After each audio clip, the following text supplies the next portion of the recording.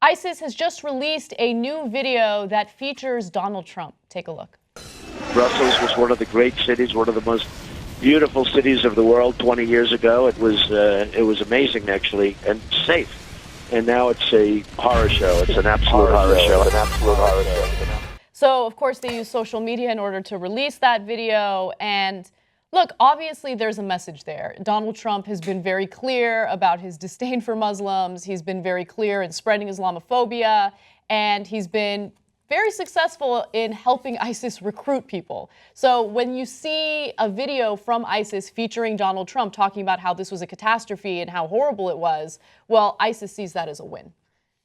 Yeah, and don't help them by telling us that Belgium was always a mess.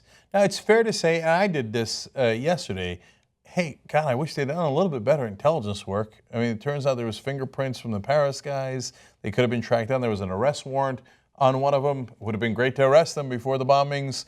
The U.S. and Turkey had warned about several of the guys who wound up doing the bombing. Like, they're on our list, and they're in your country. And so I think it's very fair to criticize the intelligence agencies of Belgium, right? But to say overall, right after Belgium gets attacked, Belgium's a mess. It's been a mess. It's like you're slapping them in the face when they just got hit by ISIS. I don't think that really helps. It's certainly not constructive. It's not like, hey, here's how you can do the intelligence gathering better or in conjunction with allies, et cetera. And then ISIS goes, thanks a lot. Okay, Donald Trump, you couldn't help us more. It's a twofer for them.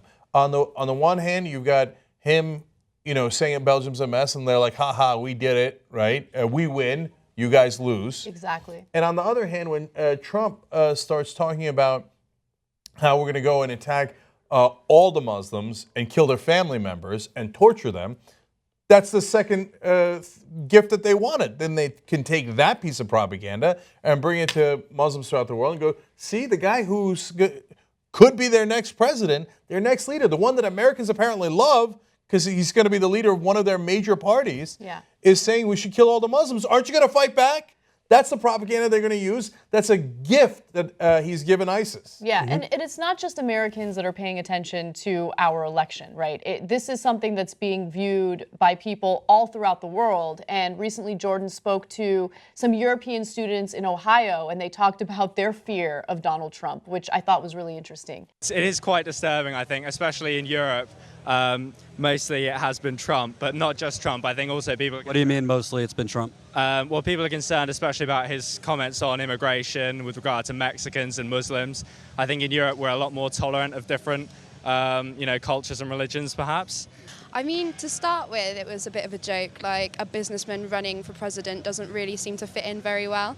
But now it's more concern than laughing. The fact that he's won so many elections or primaries, and the fact that he's actually got an actual chance of running as a Republican candidate, now everyone's showing a bit more concern rather than humour towards what's been going on. I'm not sure anyone's really supporting Donald Trump at home, to be honest. I think, we all think he's a bit of an idiot. It's like, you see in England, like, a stereotypical kind of American comedy will have like a class presidency kind of campaign going on, and like the kids will like make up rumors like about people sleeping with someone or the size of someone's genitals, and like that's what it's turned into in the big boys politics. He referred to my hands. If they're small, something else must be small. I guarantee you there's no problem. I guarantee it.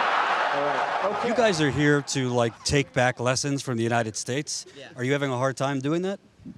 A little bit, yeah.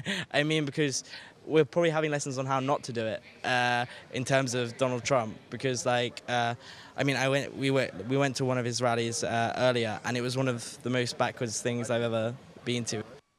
Isn't that amazing that people used to send their students from all over the world to learn how America does it?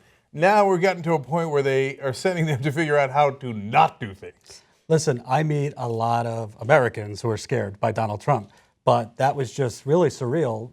They're with an organization that is going campaign to campaign to kind of take back lessons. And they were talking about how, at first they were like, a lot of them didn't know who Donald Trump was.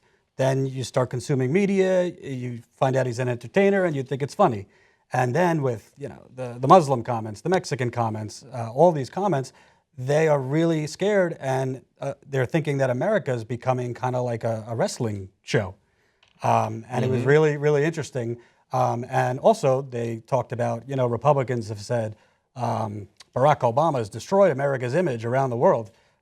These 9 or 10 individuals say, after Bush, Obama is a godsend. But now Trump is really, really deteriorating what we've kind of built back reputation-wise. Yeah, it's a joke that the Fox News and right wing of the world say, "Oh, Obama's ruined our reputation." You've got Trump on your side. If he wins, we become the laughing stock of the whole world.